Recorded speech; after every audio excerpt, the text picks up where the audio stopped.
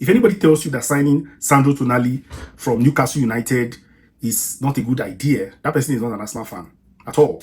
Because trust me, Arsenal's situation is very, very delicate and very crucial. And it's different. It's just unique. For a team that just won the Premier League title, it is very difficult to upgrade that team. Why? Because you're basically trying to, like, for example, Arsenal just got to Champions League final and lost to PSG. How do you upgrade a team like that? You will need to look at, last season was more all about upgrading your bench, making sure your bench was like you had squad players that can rotate. But this season is about upgrading the first 11. So in my opinion, I believe that Arsenal should be focusing more on quality over quantity.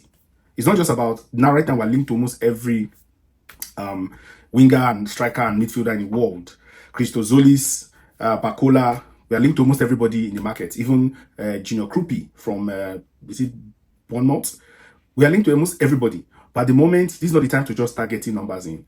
This is not the kind of time to start getting the likes of Madueke from Chelsea. This is not that type of transfer window.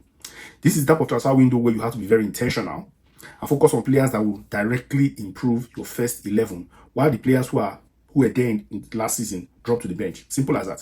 So let's start from Tonali I talked about earlier. Why would you need to get a Tonali? Simply because Declan Rice, we were lucky last season that Declan Rice was fit the entire season. But what happens, have you ever thought about this? What happens if Declan Rice sustains an injury for say 2 to 3 months and he's just not available? Are we going to be dealing with the likes of Zubimendi for 3 months? And you say Master Skelly, yeah, he's getting there. He's always going to be an Arsenal. You know, he's good enough to play in Arsenal. But at the stage Arsenal are right now, it's not about just, oh, we have a player in that position. No. The question is he the best in that position? Arguably the best in the league. So we need Tonali because when you line up, if you think about the PSG Arsenal game, apart from the defense going into the defensive midfield, almost every position from attack, from the attacking midfield to center forward, PSG were better in every position. So this season, this summer transfer window is about upgrading player for player to make sure you're having the best, or at least arguably the best player in those positions. So Tonali for me is still is a very important player to add to the squad. I've seen this Ayub guy from Morocco that everybody's talking about. He's still a young player. Might be okay to sign him, give him competition with Master Skelly, and then see what happens. But for me, Tonali starting, imagine an Arsenal a midfield where you have Sandro Tonali, Declan Rice, everybody's fit, and then you can have this Morgan Rogers or whoever it is that Mikel Arteta ends up being his first team, number 10. So Tonali for me, quality over quantity, not just young people. Again, if you ask me to do a comparison, the likes of Manchester United's what's his name? Their centre forward that they signed last season. He's a good player, but comparing him with Gyökeres, as of right now, Arsenal won the league because Gyökeres is better than him. Simple as that. At the very moment, he is not at the level of Victor Gyökeres. Maybe in 2 to 3 years, he might come to Victor Gyökeres' level and even get better. But if you're going to compete right now and win, you will need Sandro Tonali.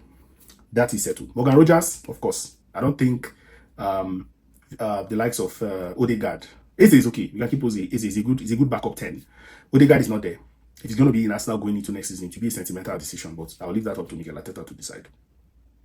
Now, which other player will be quality over quantity? Now, I've heard of Christozolis. Christozolis is good. I've seen his numbers are scary. They look like they're starting to look like the kind of numbers we saw for Gyökeres in Portuguese league. He's Belgian. He's in the Belgian league. Is he good enough? I don't know. The only way to find out is to sign him and give him a chance. He's very, he's an Arsenal fan. He wants to come to Arsenal. He's positive. I'm not too sure if he's going to be the solution, but because he's not going to be very expensive, it's not a bad gamble to try. If it works out, it works out. If it doesn't work out, we'll know in a season or two.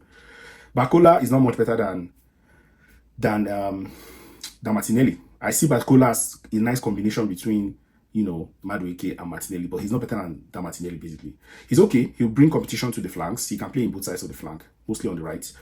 I don't know what to say about that, but if he's too expensive, he might not be worth it, as far as I'm concerned. Centre forward, there are not a lot of options in the market, but things can change. Junior Krupi, for me, if you get a Krupi, as a replacement for the likes of Jesus, I'll take that deal all day of the week. Because he's young, he has the energy. Gyökeres will do the job for the most part. Kai Havertz, hopefully, if he stays fit. Again, the main reason why we have to get the likes of Krupi is because Gyökeres cannot play every match. Kai Havertz's injury situation is very, very uncertain.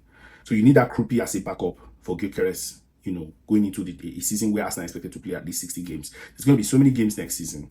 There's going to be the Champions League, Arsenal will be looking to win it. There's going to be the Premier League to retain. Again, the FA Cup, the League Cup, Arsenal should be all for looking to grab every single trophy next season.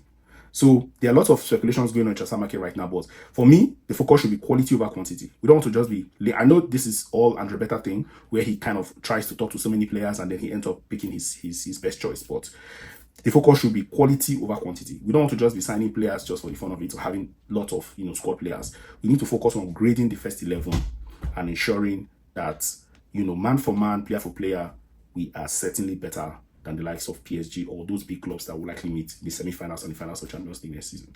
So let me know your thoughts on all of this. Don't forget to smash that like button and subscribe to the channel, and I'll see you on the next video. Cheers.